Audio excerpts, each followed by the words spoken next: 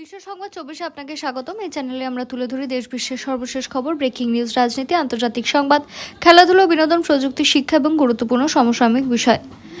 প্রথমে শুনে নেব হেডলাইন্স। 22 লক্ষ পড়ুয়ার স্বপ্ন ভাঙছে এক পলকে। নিজ প্রশ্ন ফাঁস নিয়ে রাজ্যসভায় কেঁদে ফেললেন বিজেপি সাংসদ রাঘব চাড্ডা। আরজিকর মামলায় তদন্তে বড় পরিবর্তন, সিবিআইয়ের তদন্তকারী অফিসার জিম্মা পাহুসা অপসারিত। বিদেশ অতীত, ডায়মন্ড হারবারেই চোখের চিকিৎসা হবে, অভিষেক ব্যানার্জি প্রসঙ্গে জানালেন অগ্নিমিত্রা।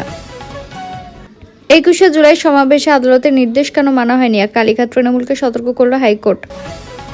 প্রধানমন্ত্রীর পোস্ট উধাও, ছড়ালো বিকৃত ভিডিও, মেটা ইন্ডিয়া প্রধানের বিরুদ্ধে এফআইআর, চাপে ফেসবুক। বুমরা নিশ্চিত নন, তাই বিশ্বকাপের আগে বড় তারকাকে দলে ফেরাচ্ছে বিসিসিআই। মাঝরাতে হাহাকার, মহারাষ্ট্রের 4তলা বহুতল ভেঙে প্রাণ হারালেন 9 ধ্বংসস্তূপের জোর উদ্ধার কাজ এবেলা। মমতার কালীঘাটের ঘরগুলো খুব ছোট হয়ে গিয়েছিল। 8 ঘন্টা ইতি জিজ্ঞাসাবাদ থেকে বেরিয়ে শুভেন্দুকে কংগ্রাচুলেট করলেন মদন। অন্নপূর্ণা ভান্ডারে 3,000 টাকা পাননি, আসল গাফিলতি ফাঁস করলেন মন্ত্রী অগ্নিমিত্রা পাল। দল ছাড়লেন বিজেপির জাতীয় মুখপাত্র, এবার কি কংগ্রেসে ঘাড় বাপসি, জোর জল্পনা। নিম্নচাপ সরল, বঙ্গে বৃষ্টির রেশ, কোন কোন জেলায় রয়েছে হলুদ ও কমলা সতর্কতা জেনে নিন। আমেরিকায় ছেলেমেয়েকে পাঠানোর স্বপ্ন, চাকরির আগে দিতে হবে 95 লক্ষ টাকা। মুখ্যমন্ত্রীর উপর হামলার ছক, বর্তমান থেকে গ্রেপ্তার 24 জঙ্গি। রাতের আধারে মরক্কো থেকে স্পেনে প্রবেশ, কয়েক হাজার শরণার্থী, সীমান্তে সংঘর্ষে মৃত 9। এই 5 শর্ত পূরণ না করলে বাতিল হবে আপনার রেশন কার্ড, জানুন বিশদে। শহরে একযোগে 10 টাকায় ইডির হানা, প্রাক্তন তৃণমূল বিধায়ক সব্যসাচী টুলু মণ্ডল কিবার চালে। টাকার বান্ডিলের সামনে বসে বিজেপির 2 নেতা, বাদুড়িয়ায় তুমুল চর্চা। নির্দেশ সত্ত্বে জমায়েত বেশি হলো কেন, 21শে জুলাই মামলায় কালীঘাট তৃণমূলকে কড়া বার্তা হাইকোর্টে। আত্মসমর্পণের পরও এনকাউন্টার, গ্রেপ্তার অভিযুক্ত পুলিশ কর্মী, সাম্প্রতিক অতীতে বেনজির। এবার আসছি বিস্তারিত খবরে। চোখের চিকিৎসা করানোর জন্য বিদেশ যাওয়ার ছাড়পত্র পেতে ইদানিং এক প্রকার মরিয়া হয়ে ওঠেন তৃণমূলের যুবরাজ অভিষেক বন্দ্যোপাধ্যায়। অনুমতি পেলে এবার তিনি দ্বারস্থ হয়েছেন শীর্ষ আদালতের। এই নিয়ে এবার অভিষেকের নিশানা।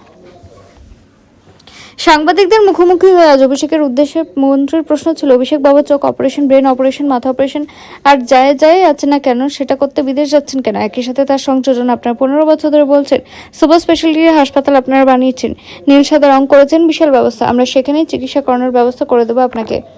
ডায়মন্ড হারবার বিধানসভা কেন্দ্রের প্রসঙ্গ তুলে খোঁচা দিয়ে তিনি আরও বলেন, আপনার ডায়মন্ড হারবার, আপনার যে কনস্টিটিউয়েন্সি নেই, সে ডায়মন্ড হারবার মডেলের যে সুপার স্পেশালিটি হাসপাতাল আছে, সেখানে আয়ুষ্মান ভারতের ব্যবস্থা করে দেবো, আপনার কোনো অসুবিধা হবে না।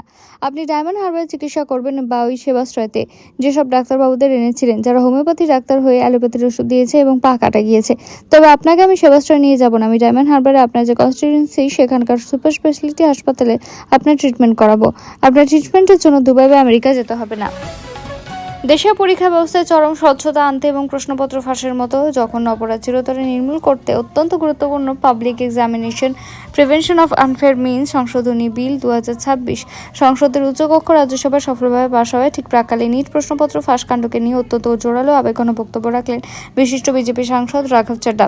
এর আগে জনবহুল লোকসভাতে বিষয়টি নিয়ে ভোটে পাশ হয়েছিল। এই দিনের সংসদীয় অধিবেশনে অত্যন্ত স্পর্শকাতর বিলটি নিয়ে বিস্তারিত আলোচনার অংশ নিয়ে রাঘব দেশের কোটি কোটি তরুণের ভবিষ্যৎ সুরক্ষায় দেশের অঙ্গীকার এর বিষয়ে দৃঢ় কণ্ঠে তুলে ধরেন। তিনি বলেন, ভারতের ছাত্রছাত্রী ও যুব সমাজ আজ যে কঠিন বাস্তবতার মুখে দাঁড়িয়ে, তাতে আমি সম্পূর্ণ দৃঢ়তার সঙ্গে বলতে পারি যে সরকারের সর্বান্তঃকরণে তাদের আকুতি শুনছে, দ্রুত সুনির্দিষ্ট ব্যবস্থা গ্রহণ করছে এবং নিজেদের প্রতিটি প্রতিশ্রুতি অক্ষরে অক্ষরে পালন করছে। সাম্প্রতিককালে দেশজুড়ে ঘটে যাওয়া নিট প্রশ্নপত্র ফাঁসের নজিরবিহীন ঘটনায় গোটা দেশের পরীক্ষার্থী ও তরুণ সমাজ গোটা রাস্তায় নেমে বিক্ষোভ প্রদর্শন করেছিল। সেই সময় দেশের বিভিন্ন প্রান্ত থেকে তৎকালীন কেন্দ্রীয় শিক্ষামন্ত্রী ধর্মেন্দ্র প্রধানের অবিলম্বে পদত্যাগের জোরালো দাবি তোলা হয়। পরবর্তীতে প্রবল রাজনৈতিক ও ছাত্র আন্দোলনের মুখে পড়ে তিনি তার পদ থেকে সরে দাঁড়াতে বাধ্য হন। এদিনের সংসদ ভবনে দাঁড়িয়ে রাঘব চাড্ডা স্পষ্ট ভাষায় উল্লেখ করেন যে প্রশ্নপত্র ফাঁসের মধ্যে গভীর সামাজিক সমস্যায় কেবল সাময়িক ওষুধ দিয়ে চলবে না, স্থায়ী করা সমাধান বের করতে হবে। নিজের বক্তব্য তৎকালীন বিভীষিকাময় পরিস্থিতির বর্ণনা দিয়ে তিনি বলেন, দেশের প্রায় 22 লক্ষ ছাত্রছাত্রী প্রতিদিন একটানা 18 ঘন্টা করে হাড়ভাঙ্গা পরিশ্রম করে মাত্র 3 ঘন্টার একটি পরীক্ষার জন্য প্রস্তুতি নেয়। কিন্তু অত্যন্ত দুর্ভাগ্যের বিষয় হলো, একটি মাত্র ক্যামেরা, ফোন, একটি ছোট হোয়াটসঅ্যাপ বার্তা কিংবা মাঝরাতে টেলিগ্রামে ছড়িয়ে পড়া একটি পিডিএফ ফাইলের জাদুতে নিমিশেই সব শেষ হয়ে যায়। প্রধানমন্ত্রী নরেন্দ্র নরেন্দ্র মোদীর এআই ভিত্তিক বিকৃত ভিডিও ছড়িয়ে পড়া এবং খোদ প্রধানমন্ত্রীর একটি ভিডিও পোস্ট ফেসবুক থেকে মুছে যাওয়ার ঘটনায় কেন্দ্র করে সোশ্যাল মিডিয়া জায়ান্ট মেটার সঙ্গে ভারত সরকারের সংঘাত চরমে পৌঁছেছে।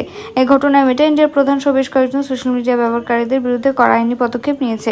হায়দ্রাবাদের সাইবার ক্রাইম পুলিশ সম্প্রতি মেটা ইন্ডিয়ার প্রধান এবং বেশ কয়েকজন সোশ্যাল মিডিয়া ইউজারদের বিরুদ্ধে একটি এফআইআর দায়ের করেছে। ঘটনাটি ঠিক কি? এআই প্রযুক্তি ব্যবহার করে প্রধানমন্ত্রীর কিছু ভুয়ো বিকৃত ভিডিও তৈরি করে ফেসবুক এবং ইনস্টাগ্রামে ছড়িয়ে দেওয়া হয়। পুলিশের মতে এই ভুয়ো ভিডিওগুলি সাধারণ মানুষকে বিভ্রান্ত করছে, তাই নতুন ভারতীয় ন্যায় সংহিতা এবং আইটি আইনের আওতায় মামলা শুরু করা হয়েছে। মেটার কাছে জানতে চেয়েছে সংস্থার নিজস্ব ফিল্টারিং ব্যবস্থা থাকা সত্ত্বেও কিভাবে দেশের প্রধানমন্ত্রী এমন বিকৃত ভিডিও প্ল্যাটফর্মে ঘুরে বেড়ালো এবং দ্রুত ছড়িয়ে পড়লো। এই মুহূর্তে ভারতীয় দল রয়েছে বিশ্রামে। আগামী মাসে রয়েছে শ্রীলঙ্কা সফর, তারপর বাংলাদেশ উড়ে যাবে ভারতীয় দল। এরপর এশিয়ান গেমসে ভারতের প্রতিনিধিত্ব করবে ভারতীয় ক্রিকেট বোর্ডের বিসিসিআই পাঠানো দল। তারপর রয়েছে দেশের মাটিতে আগামী বিশ্বকাপের প্রস্তুতি হিসেবে ওয়েস্ট ইন্ডিজের বিরুদ্ধে ওডিআই সিরিজ। ঠাসা সূচির কারণে হয়তো একসময় ভারতকে দুটি দল নামিয়ে দুটি প্রতিযোগিতার অংশ হতে পারে। এমন অবস্থায় ভারতীয় দলে ফের একবার ভুবনেশ্বর কুমারকে ফিরিয়ে আনার দাবি তুললেন প্রাক্তন ভারতীয় স্পিনার রবি অশ্বিন। এমনিতে আসন্ন ওয়েস্ট ইন্ডিজ সিরিজে হয়তো তাকে দলে ফেরাতে চাচ্ছে বিসিসিআই, এমন জল্পনাই চলছিল। তার মধ্যেই মন্তব্য করে জল্পনা আরও বাড়িয়ে দিল কিংবদন্তি ভারতীয় স্পিনার। দেশ জুড়ে অন্নপূর্ণা ভান্ডার প্রকল্প ৩,০০০ টাকা দেওয়া শুরু করলেও এখনো বহু যোগ্য মহিলা সে সুবিধা থেকে বঞ্চিত। গত ১ জুলাই থেকে প্রায় ১ কোটি লক্ষেরও বেশি মহিলার অ্যাকাউন্টে অর্থ জমা পড়েছে। তবে একই সঙ্গে যাচাইকরণের পর প্রায় ২৮ লক্ষ আবেদন বাতিল হওয়ার রাজ্য জুড়ে তৈরি হয়েছে অসন্তোষ এবং অনেক জায়গায় বিক্ষোভ শুরু হয়েছে। এই পরিস্থিতি নিয়ে এবার মুখ খুলেন রাজ্য সরকার। যোগ্য মহিলারা কেন টাকা পাননি তার পেছনে মূল প্রশাসনিক গাফিলতিকে দায়ী করছেন মন্ত্রী অগ্নিমিত্রা পাল। তিনি জানান, বহু ক্ষেত্রে প্রকৃত যোগ্য উপভোক্তাদের নাম পোর্টাল বা তালিকায় সঠিক সময় আপলোড করা হচ্ছে না। সঠিক সময় আপলোডই না করা হলে কিছু করার নেই। তাই মন্ত্রীর অভিযোগ, প্রশাসনিক ব্যবস্থার একাংশ দায়িত্ব পালনে চরম অবহেলা করছে, যার ফলে যোগ্য হয়েও বঞ্চিত হচ্ছেন সাধারণ মানুষ। টিভি শো থেকে শুরু করে সামাজিক মাধ্যম সব জায়গাতেই বিরোধীদের তীব্র আক্রমণ সামলে এতদিন শক্ত হয়ে দলের ঢাল হয়ে দাঁড়িয়েছেন তিনি। কিন্তু সেই জনপ্রিয় জাতীয় মুখপাত্র শেহজাদ পুনাওয়ালাকি এবার বিজেপিকে বিদায় জানালেন। আচমকা নিজের এক্স হ্যান্ডেলের পরিচয় বদলে ফেললেন তিনি। সেখান থেকে সরিয়ে দিয়েছেন বিজেপি মুখপাত্র লেখা পরিচয়টি। আর এরপর থেকে রাজনৈতিক অলিন্দে জোরালো প্রশ্ন উঠতে শুরু করেছে। তবে এবার সোজাসুজি সক্রিয় রাজনীতি থেকে অবসর নিয়েছেন শেহজাদ। প্রায় ১৮ বছর ধরে ভারতীয় রাজনীতির আঙিনায় যুক্ত রয়েছেন শেহজাদ। রাজনৈতিক জীবনের শুরুটা কংগ্রেসে হলেও পরবর্তীতে তিনি বিজেপিতে যোগ দেন। ২০২১ সালে তাকে দিল্লির বিজেপির সোশ্যাল মিডিয়া ইনচার্জের দায়িত্ব দেওয়া হয় এবং পরবর্তীতে জাতীয় মুখপাত্র হিসেবে তিনি অত্যন্ত গুরুত্বপূর্ণ ভূমিকা পালন করেন। তবে সম্প্রতি এক স্যান্ডেলে তার পরিবর্তন করা নতুন বায়ো দেখে জল্পনা তুঙ্গে পৌঁছেছে। বর্তমানে সেখানে লেখা রয়েছে ধর্ম ইসলাম, সংস্কৃতি হিন্দু, আদর্শ ভারতীয়, সারা জীবন প্রধানমন্ত্রীর অনুগামী। অর্থাৎ এই নতুন পরিচয় বিজেপির কোনো প্রকার উল্লেখই রাখেননি তিনি। পশ্চিমবঙ্গের সরকারি কর্মচারীদের জন্য দুর্গাপুজোর আগে বিরাট সুখবর। রাজ্য সরকারি কর্মচারীদের অতিরিক্ত ২০% মহার্ঘ ভাতা এবং অক্টোবর মাসের বেতন একসঙ্গে দেওয়ার ঐতিহাসিক সিদ্ধান্ত নেওয়া হয়েছে। সম্প্রতি রাজ্য পুলিশের সদর দপ্তর ভবানী ভবনে আয়োজিত একটি বিশেষ অনুষ্ঠানে বক্তব্য রাখতে গিয়ে এমনই ঘোষণা করা হয়েছে। অনুষ্ঠানে জানানো হয়, সংশ্লিষ্ট দপ্তরের অর্থ সচিব ও অর্থমন্ত্রীকে কঠোর নির্দেশ দেওয়া হয়েছে যাতে দুর্গাপূজার আগে সমস্ত কর্মচারীদের হাতে অক্টোবর মাসের বেতন পৌঁছে যায়। বর্তমান নিয়ম অনুযায়ী রাজ্য সরকারি কর্মীদের সাধারণত মাসের শেষে কার্যদিবসে বেতন পেয়ে থাকেন, কিন্তু এই বিশেষ নির্দেশিকা কার্যকর হলে উৎসবের দিনগুলির আগে কর্মচারীরা তাদের প্রাপ্ত বেতন এবং অতিরিক্ত আর্থিক সুবিধা হাতে পেয়ে যাবেন, যা তাদের পুজোর আনন্দকে আরও বাড়িয়ে তুলবে। মুখ্যমন্ত্রী শুভেন্দু অধিকারীর উপর হামলার বড় ষড়যন্ত্র। বর্ধমান থেকে গ্রেপ্তার জেশ জঙ্গি হামিদ মন্ডল। জম্মু ও কাশ্মীরের নিষিদ্ধ সাজ্জাদ ভাট জঙ্গি গোষ্ঠীর সঙ্গে যোগাযোগ রয়েছে তার। সূত্রের খবর, মুখ্যমন্ত্রীর উপর হামলার ছক কিছুদিন আগে বসেছিল সে। শুভেন্দু অধিকারীর কনভের ডিটেলস, বিভিন্ন কর্মসূচির তথ্য ছিল ধৃতের কাছে, এমনকি শুভেন্দু অধিকারীর সফরের খুঁটিনাটি ছিল তার কাছে। গোপন সূত্রে খবর পেয়ে বর্ধমানের রেনেসা হাউজিংয়ে গতকাল বৃহস্পতিবার রাতে তল্লাশি চালায় রাজ্য সরকারের এসটিএফ। সেখান থেকেই গ্রেপ্তার করা হয়েছে হামিদকে। বর্ধমানের রেনেসা হাউজিংয়ে দীর্ঘদিন ধরেই ঢাকা দিয়েছিলেন ধৃত জঙ্গি, এমনটাই দাবি তদন্তকারী আধিকারিকদের। বেশ কিছুদিন আগে তার কার্যকলাপের সন্দেহ হয় পুলিশের। সে থেকে হামিদের উপর নজর রাখা হয়েছিল বেশ। তার জঙ্গি যোগের পর একাধিক প্রমাণও পাওয়া যায় সেই নজর থেকে। তারপরে গতকাল বৃহস্পতিবার রাতে বর্ধমানের রেনেসা হাউজিংয়ে তল্লাশি চালায় রাজ্য পুলিশের এসটিএফ-এর আধিকারিকরা। সেই আবাসনের একটি ঘর থেকে হামিদকে গ্রেপ্তার করা হয়। ধৃতকে জিজ্ঞাসাবাদ করে বেশ কিছু তথ্য পেয়েছেন তদন্তকারীরা। এদিন ধৃতকে বর্ধমান আদালতে তোলা হবে। সূত্রের খবর, ধৃতের কাছ থেকে ভারতীয় কার্ড পাওয়া গিয়েছে।